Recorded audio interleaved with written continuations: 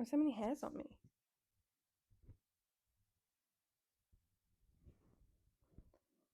There's a hole in my sleeve. Shit. Hi guys, welcome to my channel. I would say welcome back, but this is my second video, so don't really think that applies. I thought I would start off a reading vlog today, which will be interesting because I've never filmed my reading. So it's new for us all. To get you updated on where I am currently with my reading, I'm in the middle of one book. And by in the middle of, I mean I have read the introduction to the Plantagenets, which is about 5 pages, maybe, if I'm being kind to myself. So, about 5 pages into a book. We're doing really well. We're doing fantastic. Is it the best idea to start off a reading vlog with a non-fiction book? I don't think so. But it was one of my goals this year to read more non-fiction. As you can see, this shelf here is full of non-fiction. How many have I read on here? 1. How long have I had these books? I don't want to tell you because it's a bit embarrassing. So I thought, what better way to knock another one off than to pick up a 600-page tome? We're nothing if not ambitious on this corner of the internet. So it basically just follows the Plantagenet rule, the 8 generations of their Plantagenet dynasty. Yeah, I think it'll be fun. It should be fun. I mean, that's the whole point of reading, isn't it, to learn? No, I think the whole point of reading is for enjoyment. I'll enjoy it. We'll enjoy it.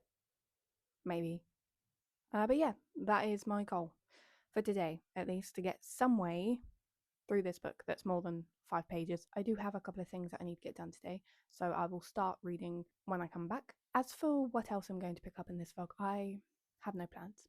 I don't know. So we'll figure that out together. But yeah, so I'll make a start on this. I should really read for enjoyment. I'll enjoy it. You'll enjoy it. You'll enjoy it. It's a history book. You enjoy history. Yeah, but it's not fiction. It doesn't need to be fiction for you to enjoy it, yeah. Just needs to be interesting. So yeah. So let's just get started on this first. Before I spiral. Let's just give this a shot.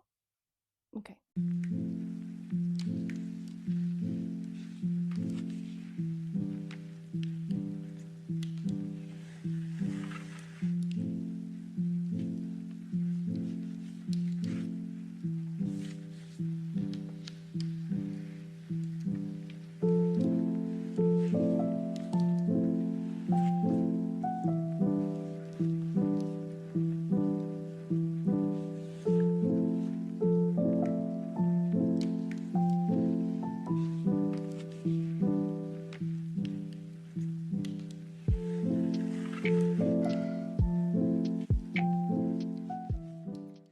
If I don't get it right this time, I'm giving up. Hi, hello, it's me. I'm currently hopped up on caffeine. I'm going to meet a friend for coffee in about 20 minutes, but I don't particularly want to discuss my poor life choices. I want to discuss my reading so far. So, I'm currently reading. I'm currently reading The Plantagenets by Dan Jones. Now, this is a non-fiction history book about the Plantagenets. Yay! Great summary. So I am really enjoying this so far, actually. I really like the narrative structure. So it's almost story-like. We follow each of the monarchs in turn. It's quite an overarching kind of brief view, I suppose, but it's also in depth. So is it brief? Can something be brief and in depth at the same time? I'm not sure. It's a broad look at the chronology of the Plantagenets. Yeah, I really like how it's written because it's almost, it kind of mimics a fictional narrative. So it's very engaging, it's very easy to read, it keeps your attention. It almost feels kind of like you're there, or at least kind of like you're watching a documentary, which I appreciate. I've tried other history books before. I have one on the history of Babylon. That one reads a little bit more like a textbook. Now, I personally, I can get behind a textbook. I do love a good textbook, but my book on Babylon, it seems like the author expects you to have some kind of background, some kind of foundational knowledge, and I've read about 10 other beginner's guides to Babylon books before you even pick up the book. I didn't really understand a lot of what was happening in the first chapter, but that's not the point. I'm getting off topic. Dan Jones has kind of created a work in which people who have no history with history, people who aren't used to reading non-fiction, very kind of almost heavy fact based stories that took a while for me to get out, can understand, can learn, and can power through. Basically, I gave up on Babylon. But anyway, Tia, stop talking about Babylon. I have a grudge because now I have to go out and buy some more books about Babylon before I can attempt to read the one that I have. Do you see the issue? I shouldn't have to do that. Anyway, stop. One thing I'm struggling with is the names. Now, this has nothing to do with the book itself. It has nothing to do with the author. It's purely a me issue. I am struggling to keep track of who's who because everyone is called Henry or Geoffrey or Richard. There's a few Matildas. There's a couple of Philips. I know way back when people would pass down names and it would be to honor people or just a royal name that they would, but it's so hard. It's so hard to keep track of who's who. Now, something that should be helpful, right, is a family tree. Does this book have a family tree? I hear you ask. Yes. Yes, it does, and I will show you. See here, Exhibit B. They even have one of these thrown in. Not sure if you saw that last one. I did hold that at a very dodgy angle. You'd think that would be helpful, right? No, because apparently I take no notice of it. I don't flip back to look at the family tree. And I should, because that is the entire reason it's there, so people don't get confused by names. But apparently, I like to play guessing games with my reading. So anyway, I'm just gonna put this one back. Just gonna put that one back there. That'll do. So I really need to hurry this up because I have to leave. I will end this little mid-book briefing by telling you my favourite thing about the book. I will expand on Dan Jones's writing once I've finished because I find that he adds in bits of his own humour. You can hear the author voice, which I appreciate because it breaks up the constant facts, you know. But I have a couple of quotes that I want to share with you when I finish the book, and there may be more that I find that I want to share. So we'll put a hold on that for now. But my favourite thing so far is the sense of community that I'm getting from this book. Now that sounds strange considering it's a fiction book about people who lived 900 years ago. It's purely because I just find it so fascinating to see how human behaviours and emotional reactions are enduring, how they're universal, how they're constant. My dog's barking. Cool. The relationship dynamics so far are really interesting. So we have sons betraying fathers, starting wars against their father's dominions. Dominions?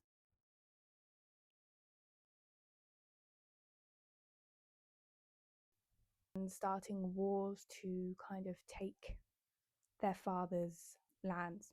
We have the romantic side of things. I wouldn't necessarily call it romantic, but you know, the marriage relationships, the betrayals within those, the struggles within those. We have it between friends, we have misunderstandings. It's so kind of humbling to see how people 900 years ago react the same way that I see people reacting to the same kind of situations or the same kind of struggles today.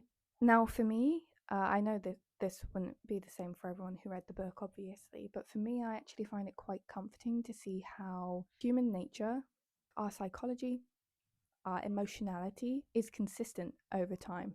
We are so far removed from the Plantagenets, and yet there's no distance at all. because the way that we feel and the way that we think and the things that we do, not much has changed. The world has changed, obviously, between now and then. I think it'd be a bit strange if it didn't. But our humanity, like the things that make us us, they, yeah, they're pretty consistent. And I think that, I don't know, I think that makes me feel slightly less alone in my own frustrations, if that makes sense. It's kind of like when you look up into the night sky and you see all of the stars, and then you realize how small you are, and how all of your troubles are really small, and how there's a whole universe that came together to build the earth, to make you, and you're alive, and your family are, you know what I mean? It's the same kind of feeling that I'm getting reading that book, because the empathy I'm feeling, the sympathy, is transcending time in a way. Did that make sense? I don't think it did. I'm not very articulate. I don't know if you can tell this. Maybe when I finish the book and I come back to you, I'll be a little bit more eloquent. Do you know what I might do? I might write a script just so that I can get my thoughts out instead of just rambling about nothing at all for 10-ish, 15 minutes. Anyway, so that's where I am. I really need to leave. But yeah, I'll come see you when I've finished the book. I might see you before then if I pick up a fiction book, because Rebecca has caught my eye and I'm just really craving delving into a new world, and not one filled with war and backstabbing and people who were once alive dying and making me sad. Okay, that's it. That's it. I need to go. I need to go. I need to go. Bye.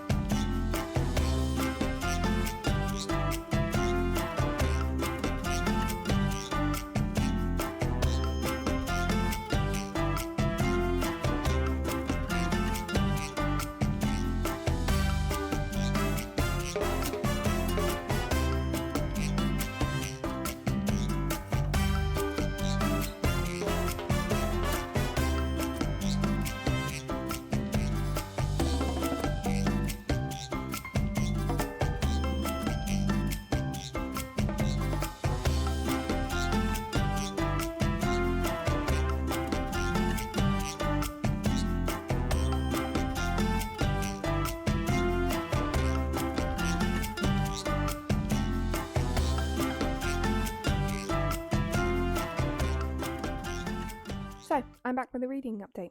I have finished The Plantagenets. I really enjoyed this. It's very focused on politics and the characters at the time. Now, any avid non-fiction history readers are probably like, well, yeah, Tia. That's kind of what history books do. But as my first completed non-fiction history book, it wasn't as much of a struggle as I thought it would be. So Dan Jones has a writing style that's very casual and it's very friendly, beginner friendly, which is important for me. It kind of feels like you're being told this great epic bedtime story in a way. And it just made me want to keep reading. I think the last time I left you with my thoughts on this, I was talking about the sense of community that I was getting from the novel, I think. Now that did remain. I did feel that throughout the entire novel. But one thing that started to kind of trump that was just the importance, I think, of learning about history. I think the reason that thought became so kind of dominant in my brain was because some of the repercussions that these kings saw probably could have been prevented just purely by looking back on their predecessors. So one of my favourite kings to read about was Edward III. I think he was probably the most successful. He was one of the most fascinating kings to me, I think, personally, because he did, in fact, He take into account the successes and the mistakes of his predecessors, and he kind of tailored his reign to avoid some of the conflicts that they saw during their reigns, which I think is probably the smartest move to make. I know that if I was king, I'd probably do something similar. I mean, hindsight is a wonderful, wonderful gift, but I'd like to think that it's common sense. I don't know. I could be wrong. I am wrong because most of the kings in that book did not do that. But it's just my 2 cents in case, time machines are ever invented and I want to go back and just let them know. So I actually think Edward III had the strongest reign, and I think the reason for that is because he did look back on his father's reign, on his grandfather's reign, and he learned from that. He did what he could and he learned from that. And I think that's something that we can all do. I know that we don't all have the power of kings, but I think learning from history is beneficial. Not necessarily to change the world, but just to understand it a little bit more, I think. So this book has definitely motivated me to pick up some more non-fiction. There is a character, I suppose I'll call him a character. There is a character, the Black Prince. We got a short account of his life, but I'm definitely interested in picking up a book about him. Maybe I would like to read more about him and his military success because that was actually quite fascinating. So I might do that. I did actually see a book on the Black Prince in Waterstones when I went in there with my sister to get coffee the other day. So that might be added to my collection soon if I can't stop myself from buying it.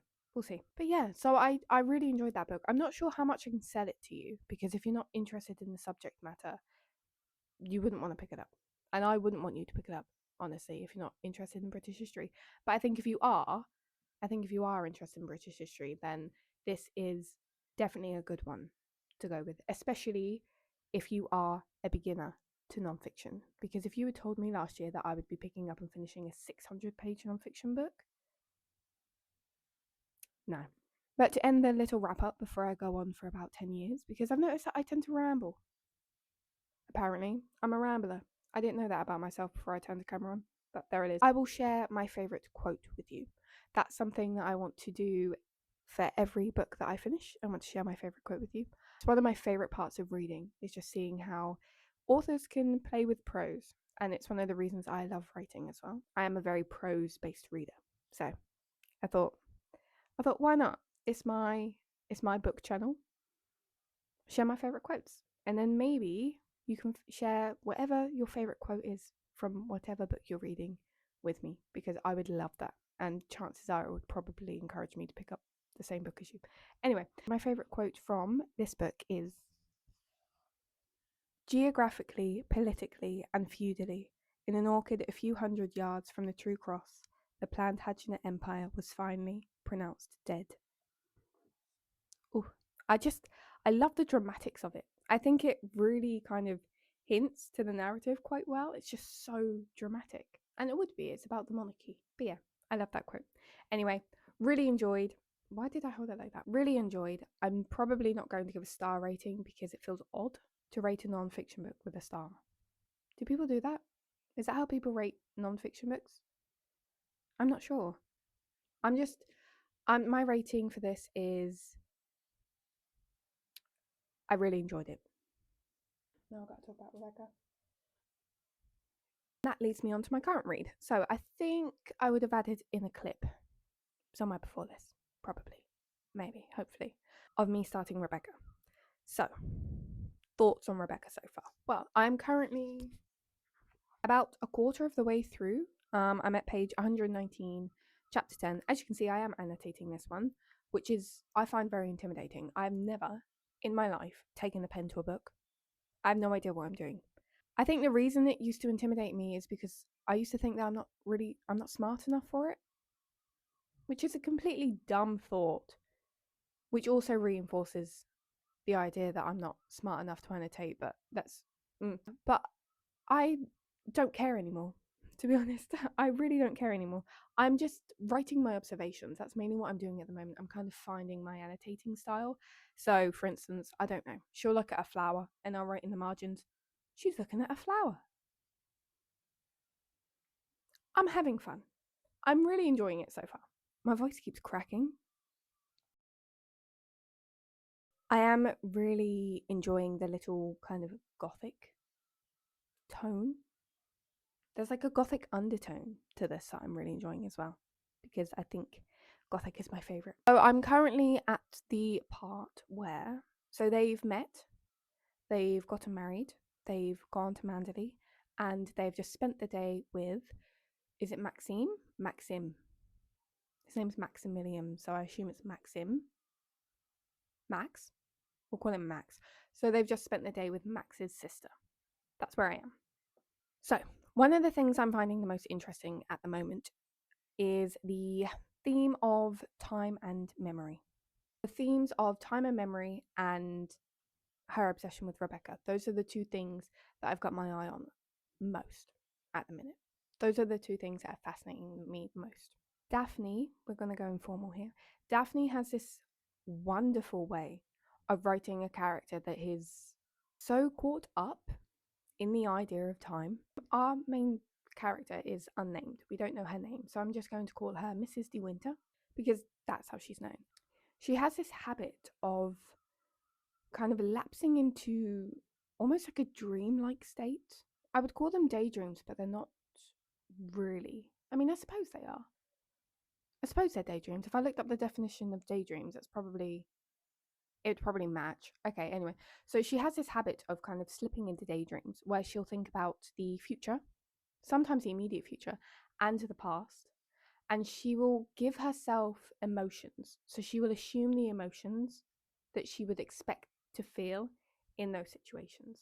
So they feel like real memories and they feel like real future events that she's talking about, especially because the story is told from when she's older, looking back on her younger self. The way that she can build that emotion in her daydreams, it feels like it's actually happened and it's the older narrator looking back, but it's not. It's the younger character daydreaming. Just the time aspect is really fascinating to me. And memory. So there's this one snippet where Mrs. De Winter, she basically says that she wishes she could keep memories, almost bottle them up in perfume bottles so that she can go back to them, she can return to them. Max's response is completely different. He says that he thinks all memories are bitter and he wants to change who he is. He wants to become a completely new person so that he's not burdened by the pain of them. Now, I find that fascinating that the two main characters who are in a married relationship have such conflicting views on something kind of so important, because memories are like, they're like little nuggets of nostalgia, you know, they're little nuggets of emotion. So I understand, especially because of the age difference, because of the difference in experience, but I just find it fascinating, and I wonder if that might bring up some conflict later on in the novel. Just the way that they view the world is so different. So yeah. So I'm really enjoying that aspect. But there's also the obsession that she has with Rebecca. Now I'm not going to get too far into this because I will talk for 10 years and I'm only 100 pages into the book because, like I said, apparently I'm a rambler. But it seems like Rebecca is still alive to our main character. So she's constantly comparing herself to Rebecca, and other characters are constantly comparing her to Rebecca, or at least she thinks they are, especially the housemaid. But that's a whole other issue. But a lot of the times when our main character is describing something in relation to Rebecca, she describes them as alive, as vivid. I find that fascinating because she is at the moment wholly surrounded by Rebecca. And to her, the memory of Rebecca in the house is strong enough to actually have a physical living presence, if that makes sense. I did think, as I was in the beginning, I'm still in the beginning, I'm making it sound like I've read the whole thing. I did think that the house in itself was a character, but now, as I'm a little bit further on, I'm actually starting to think that it's taking on the character of Rebecca, because obviously Rebecca can't be in there as in her physical form. I'm starting to think that the house is actually taking on the character of Rebecca. So I think it's a reflection of her. And maybe that's why she's alive to Mrs. De Winter. because she's currently living in a house where the furniture, the air, the flowers that are still growing in the garden, they're all reminding her of a woman that she's never met. They all have Rebecca's essence. They all have her soul. It's almost like Rebecca has tamed that house. Almost like that house is Rebecca's, if that makes sense. So I find it fascinating because the obsession she has with her of almost becoming her in a way. She's not happy with herself. And she's not happy with herself when she's compared to Rebecca. But the things that she does and some of the actions, some of the subtle actions she takes, makes it seem like she wants to become Rebecca, to do more than just walk in her footsteps, if that makes sense. She doesn't just want to take over kind of the head of the house, the wife of the head of the house. It almost feels like she wants to be Rebecca specifically. But I could be reading too much into things. We have about 300 pages left, and I could be actually talking out of my ass. So, we'll find out. The rest of you who've read it, you can laugh at me in the comments. I don't mind. You can laugh at how silly I sound. This is what I love about reading. This is what I absolutely love about reading. You can read the same thing as someone else and get something completely different from it. You can be wrong, but can you be wrong? If literature is up to interpretation, can you be wrong? I don't think so, but I also think you can, which is why, if I am wrong, let me know. Anyway, it's my little update. I say little, not quite little, really, is it? I'll come back and see you when I finish the book, and then we can go from there. So.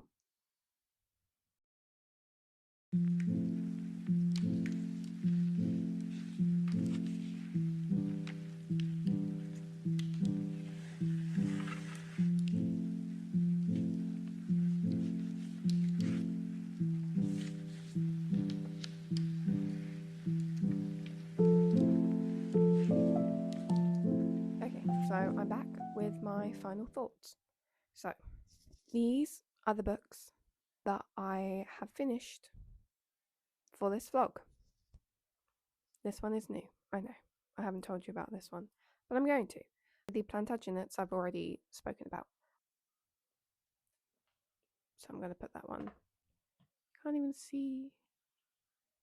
I'm going to put that one there. So I'm going to start with my final I'm going to start with my final thoughts on Rebecca and hope that the other book doesn't slide off my lap. I'm going to put it on the floor. Okay, so final thoughts. How much can I say without going into spoilers? I rated this one 5 stars. I think it's been slightly harder to rate this, I think, because I annotated it. And that's a new way of reading for me. It didn't take away from my enjoyment. And I think if I were to give this less than 5 stars, that would be a disservice to myself and to the book. So we're going with 5 stars. I really, really enjoyed this. The obsession, the suspense, the questions surrounding Rebecca. I thought it was a really, really immersive story. In terms of, so let's begin. Where do we begin? You won't know this, but I've never properly reviewed a book. So we'll see where my thoughts take us on this. In terms of character, I really liked seeing our main character's development. In the beginning, she's really a little shy. She's really insecure about pretty much everything, about her appearance, about her intelligence, about her youth, specifically her youth.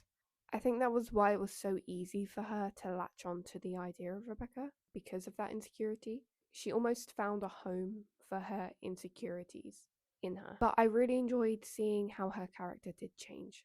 She did become more confident. She did become more sure of herself. She was less meek. This was mainly due to Max finally revealing kind of his feelings around Rebecca. I'm not sure if I like that. Now, I could sit here and come from a very feminist point of view and debate myself with the ideas and the critiques that come up when talking about a female character only seeing growth in relation to a man. But I think it makes sense for her character to be able to progress through Maxime, through him acknowledging his love for her. It makes sense that Maxime was the catalyst for that. Her love for him was everything to her in this book, probably the reason this book exists. I'm glad that she became stronger, regardless of the reason. But I'm also glad that she didn't change completely. She still did have some insecurity. She still did have some fear. I think that's very true to real life development in that way. In terms of plot, I guessed quite a few of the twists. I don't think I would have if I wasn't annotating. I was reading a lot closer than I usually do. I didn't guess all of them. The big one surrounding Rebecca, didn't guess. I was with the characters on that one. I was definitely backing the characters on their reasons, their suspicions on that one. But I loved it though. The progression of the plot felt very natural. The book doesn't have the strongest plot focus. There's not the most amount of action you can probably find in a book, but it's not supposed to. It's definitely more of a character focused book. But I was definitely immersed and curious. And every time I put it down, I wanted to pick it back up. But I didn't because it took me ages to read because I was annotating. I didn't realize that annotating a book took that long. I thought, oh, probably tack on about 20 minutes to my overall reading time. No. Try like a couple of days. I think I've been had by some of the people on this platform who annotate books. I was expecting an easy breezy time. It was not that. Anyway, on to the prose, because we all know that I love prose. Maybe, if you've watched any of the video, you might know that. But du Maurier is a beautiful writer. The way she forces you to experience a character's thoughts and feelings so vividly is amazing. I loved the subtle way that she incorporates symbols, and the way she uses nature to reflect her characters. I did tab for Rebecca and for Obsession and for Identity. They kind of all bled into one. I was using this color for like basically everything. But I wish I had kept a separate tab for specifically the relationship or the symbolism of rain when it comes to Rebecca. I did start to I had green for the house, but then I decided to have green for the house and its surrounding areas, and then I just kind of moved on to green being the rain and the wind specifically. So, but she kind of uses it as a warning card for when Rebecca's memory or the consequence of her memory is getting stronger. I love that. I love that. Normally people use rain to kind of signify like depression, but not here. Or at least not to me. Anyway. And my favourite quote. That's difficult. I'm going to look through. I used a very dark blue tab for my favourite quotes. Not the best idea because you can't really see the words clearly underneath them. So I've just kind of like stuck them all at the bottom. Stuck them all at the bottom and the top where there aren't any. Anyway, you don't need to know that. They don't need to know that, Tia. They're not here for that. Okay, I'm going to go with this one because it's kind of right at the beginning. It doesn't spoil anything and I think it's beautiful. So, all of this awaited me in the suite while he, once he had left me at the hotel, would go away somewhere alone, towards the sea perhaps, feel the wind on his cheek, follow the sun, and it might happen that he would lose himself in those memories that I knew nothing of, that I could not share. He would wander down the years that were gone. I love that, especially because memory is such an important theme in this book. That is not the only one that I could have shared. I tabbed a lot. I did tab a lot. You're lucky that I'm sharing one. So I think that's all I'm going to say about Rebecca because I could talk for hours about this book. Look at this. Look at it. Do you see that? Look at this and tell me that you don't believe that I could make a full-length documentary about my thoughts on this book. It would be the length of the Lord of the Rings trilogy, extended version, director's cut. And nobody wants that. Nobody wants that. So we'll put it down. And the final book, the surprise book, is why do I keep holding them like this? I can just. And the final book is First for Love by Mishima. Bet you wasn't expecting me to pick this one up, huh? So I read this one again. I read this one while I was at work.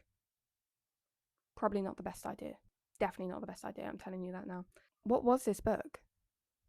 Let's get into my thoughts. I was intrigued. I was confused.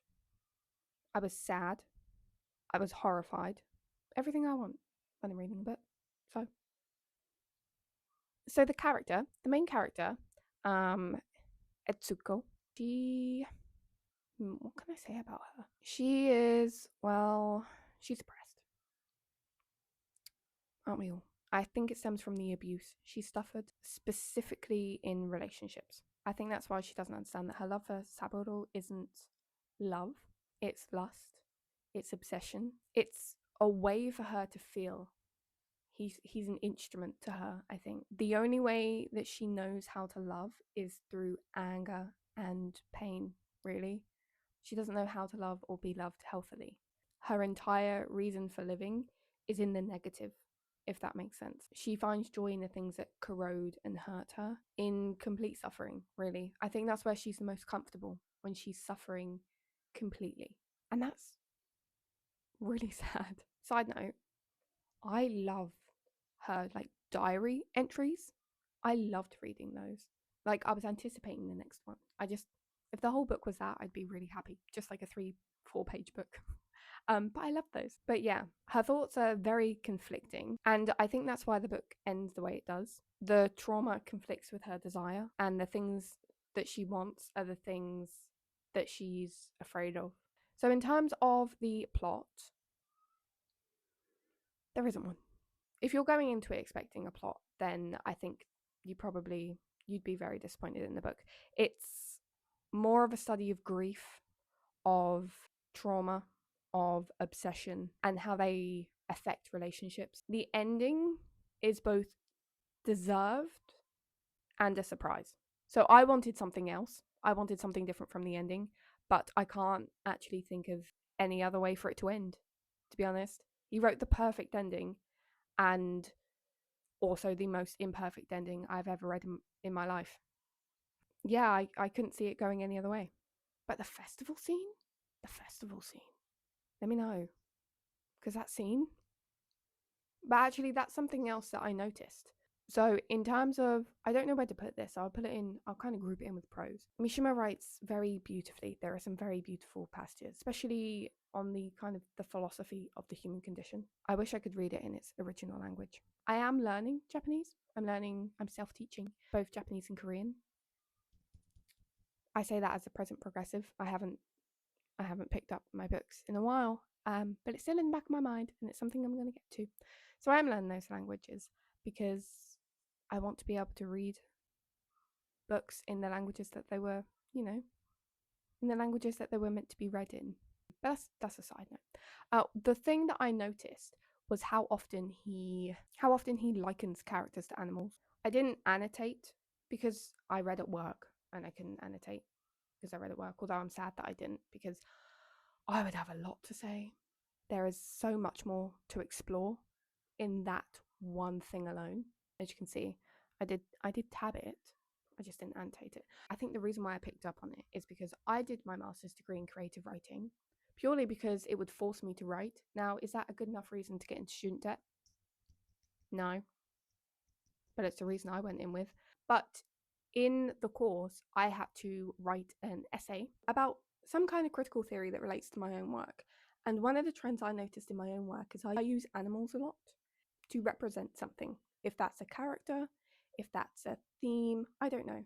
Every single thing that I've written has an animal as a symbol of some kind. So I wrote my essay on anthropomorphism.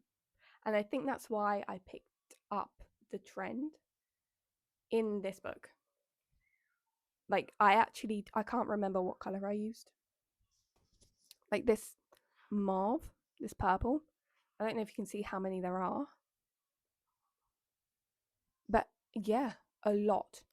Animals, like humans, their body, their personalities, their actions, constantly described as some animal. I think a few insects, some kind of animal, and I loved that. I have no idea why I'm obsessed with animals as symbols, but I love it. I love animals.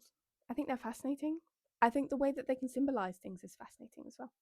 So I think using them to reflect a human psyche.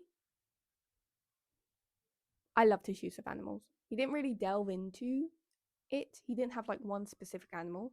Sometimes he would just write like an animal, but it conjures up a very, very specific image, and I love it. So that's my gushing about animals in literature. But anyway, on to the next. Weirdly, it was written in third person. We do have another point of view, but I don't want to get into him because I didn't like him very much. And if you read it, you know why. He was creepy.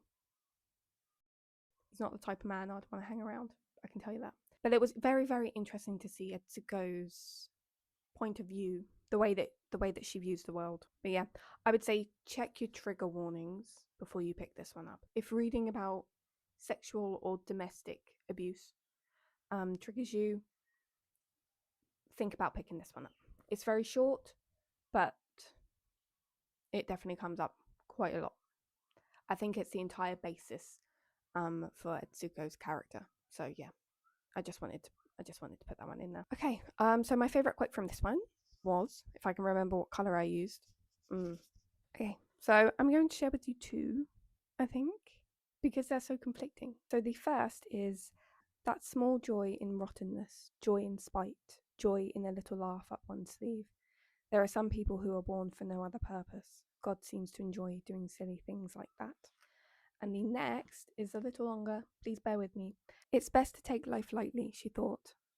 After all, people to whom living is easy don't have to give any excuse for living beyond that. Those who find it hard, though, very quickly use something more than just living as an excuse. Saying life is hard is nothing to brag about. The power we have to find all the difficulties in life helps to make life easy for the majority of men. If we didn't have that power, life would be something without simplicity or difficulty, a slippery, empty sphere without a foothold. So read into those what you will. So that's me done for this vlog. Oh, also, in the Plantagenets, my favourite quote, I read it wrong. It's orchards, not orchids. It's orchards. Look at me starting a booktube channel and I can't even read. These are the books that I read in this vlog. Let me know if you've read any of them. Let me know what you thought about any of them. I'm trying to figure out my vlog style still. I know that I haven't really added in a lot of b-roll of me reading, or just been me sitting here in the exact same position, just talking at you, talking maybe nonsense, maybe not nonsense. I don't know. Regardless, every single time I've sat down to talk to this camera, it's been like an essay length. So I do apologize for that. But yeah, I'm still finding my style of reviewing, my style of vlogging. So I hope you can bear with me a little longer, and I hope that it starts to make a little bit more sense as I get more comfortable and familiar with filming my reading. But yeah, I'll see you in the next video, which will be my September TBR, I think. And that will be by chance because I have a TBR jar. So I'm very excited for that one. It's my first time ever doing something like that. So yeah, so I'll see you guys in the next one. Thanks for sticking with me. If you want me to cut these reviews down, please let me know. If you want me to go on for hours, if any of you want that, let me know. I'm happy. I'm happy with these books. I enjoyed all of them. I definitely need to reread Thirst for Love and annotate that one. But yeah, so I'll see you in the next one.